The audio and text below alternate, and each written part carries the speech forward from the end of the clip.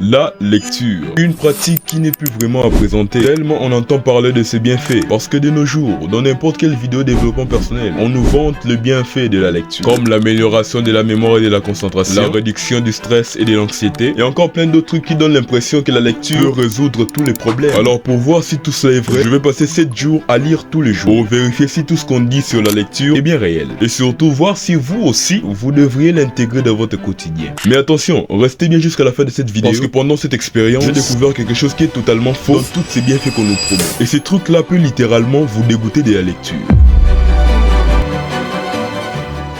Alors moi c'est GoFaster et bienvenue dans 7 jours avec la lecture.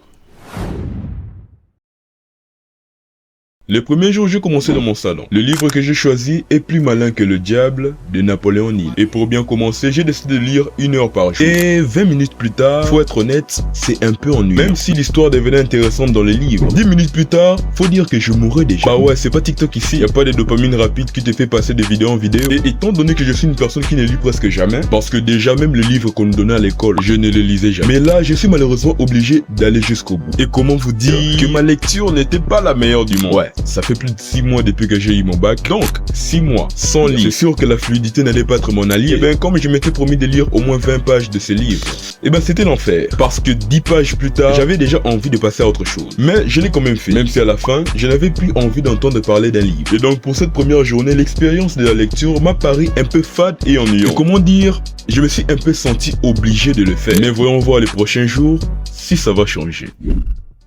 Arrivé à l'heure de la lecture, faut dire la vérité, j'avais la flemme. Mais bon, comme je l'ai dit dans ma dernière vidéo, la discipline vient de l'habitude. Allez, minimum 10 pages pour avoir la conscience tranquille. Alors je me suis mis. Et croyez-moi, lire quand t'as la flemme et que t'as pas l'habitude, c'est vraiment pas facile. Sérieux, avec notre génération où on est stimulé tous les 5 secondes par TikTok, Insta et les stories, lire un livre sans image, sans vidéo, sans notification, juste du texte, c'est un autre monde. Et à un moment, ton cerveau te demande juste de scroller tellement ça devient une torture quand on n'a pas l'habitude. Alors oui, aujourd'hui c'était dur. Je luttais contre ma flemme et contre mon impatience. Mais si je continue comme ça, petit à petit, je vais peut-être enfin prendre l'habitude. Et ça, c'est ce qui va faire la vraie discipline sur le long terme. Alors on va voir si demain ça devient plus facile ou je vais continuer à me battre contre chaque page.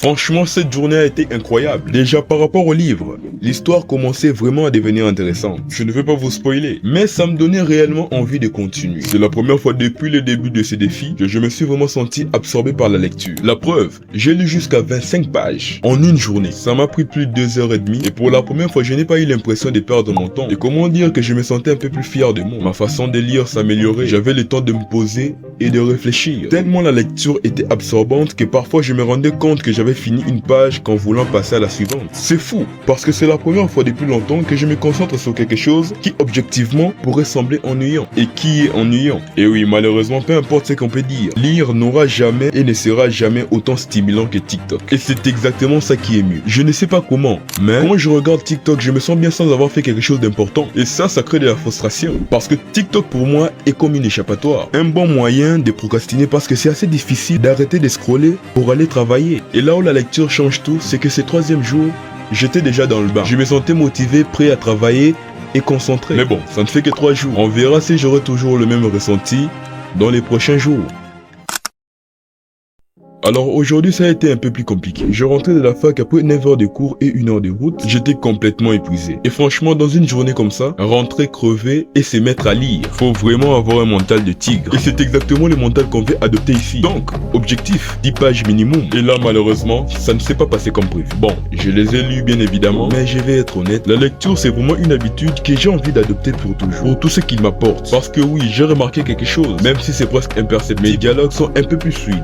Mon orthographe s'améliore dans mes dictées. Et tout ça en seulement 4 jours. Imaginez si je faisais ça pendant un mois entier, avec la même régularité. Donc pour que je ne me lasse pas et que ça perdure dans le temps, je crois qu'on va faire quelques modifications dès demain. Aujourd'hui, j'ai décidé de lire dès mon réveil. Et franchement, j'ai été étonné de voir à quel point je pouvais avoir de l'énergie le matin quand je fais autre chose que TikTok, bien évidemment. Tout à l'heure, je vous ai parlé de mes dialogues plus fluides. Mais là, avec les surplus d'énergie matinale, je me suis rendu compte que je pouvais être 2 fois plus fluide parce que mon cerveau était encore frais et reposé. Et ça m'a amené à prendre certaines décisions pour rendre cette habitude plus facile à tenir. Déjà, dorénavant, je ne lirai que 5 pages par jour, soit 30 minutes. Oui, ça peut sembler petit, mais 5 pages tous les jours pendant 30 jours, ça fait 150 pages. Et croyez-moi, c'est déjà énorme. Bien sûr, il y aura des jours où je pourrai aller un peu plus loin, si j'ai du temps. Mais l'idée, c'est rendre cette habitude réaliste et durable. Autre chose, à partir d'aujourd'hui, je ne lirai que le matin. Ce moment-là, je n'ai pas encore beaucoup de distractions. Et prendre 30 minutes pour lire m'aide à me concentrer pour le reste de la journée. Que ce soit pour le travail ou pour les études. Et le meilleur dans tout ça, c'est que si je rate une matinée, j'aurai toujours l'après-midi pour me rattraper. Et avec ce système, il devient presque impossible de sauter une séance. Je pense qu'avec ces changements, cette habitude a vraiment des chances de durer. Et j'espère que les prochains jours confirmeront tout ça.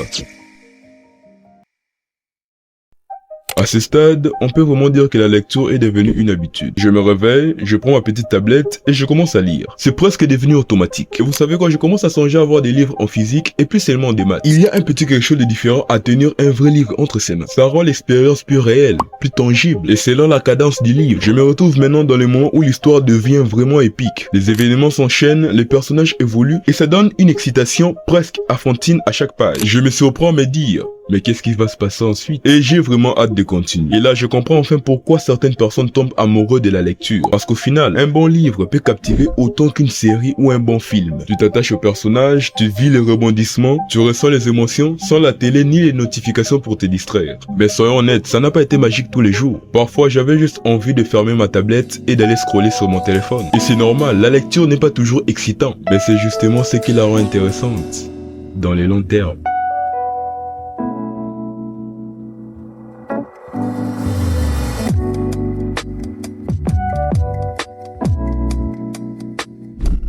Je tenais à vous rassurer, tous les jours ne ressemblent pas à hier, parce qu'aujourd'hui, c'est le dernier jour du challenge. Et honnêtement, je ne suis pas devenu un génie en 7 jours, mais j'ai appris une nouvelle habitude. Et ça vaut de l'or. Même si je ne suis pas encore maître dans l'élocution, il y a quand même quelques changements dans mon quotidien que je ne peux pas nier. J'ai compris une chose importante, la lecture peut changer le rythme de ta journée. Grâce à elle, ces derniers jours, j'ai eu le temps de me concentrer, de travailler et de ralentir. Bien sûr, je n'ai pas eu que des moments glorieux. Il y a eu des moments où j'ai eu juste envie de faire autre chose. Mais ce que j'ai compris, c'est que si je persiste avec cette habitude, il y aura un vrai changement. Si vous voulez vous lancer dans la lecture, vous devez savoir une chose. La lecture n'est pas une formule magique, mais une habitude qui peut réellement transformer ton quotidien. Et j'espère que dans les jours qui suivent, j'aurai encore beaucoup de choses à vous raconter à ce sujet.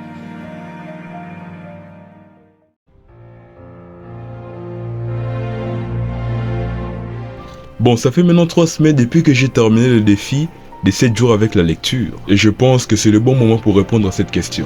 Est-ce que je continuais à lire? Ou est-ce que tout s'est arrêté après la vidéo? Parce que souvent, le problème avec les défis, pendant la vidéo, on est motivé, on fait tout parfaitement, mais après la vidéo, la vraie vie reprend. Et la vérité, c'est que les premiers jours après ces défis, je n'ai pas pu lire tous les jours. Au début, je pensais que l'habitude s'était déjà créée, mais je me suis malheureusement rendu compte d'un truc. 7 jours, c'est pas suffisant pour transformer complètement une habitude. Mais malgré ça, il y a quand même quelque chose qui a changé. Avant ces défis, la lecture pour moi, c'était un peu un truc que je repoussais. Quelque chose que je disais que je le ferais un jour ou l'autre. Maintenant, c'est différent. Je m'efforce de lire tous les jours, même si je n'y arrive pas toujours, mais je lis beaucoup plus qu'avant. Et surtout, je vois la lecture différemment. Pendant ces 7 jours, j'ai compris une chose importante. La lecture, c'est pas quelque chose que tu dois faire parce que tout le monde dit que c'est bien. C'est quelque chose que tu fais parce que ça t'apporte vraiment quelque chose. Donc, si vous vous demandez si ces défis ont vraiment servi à quelque chose, la réponse est oui. Pas parce que je suis devenu un lecteur incroyable, mais parce que ça a changé ma manière de voir la lecture. Et plus important encore, aujourd'hui, je peux me vanter d'avoir fini un livre. Moi aussi.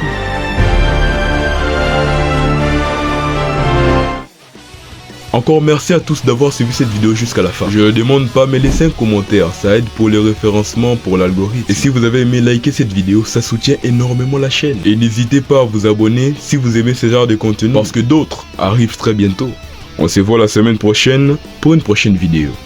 C'était GoFaster. Tchuss.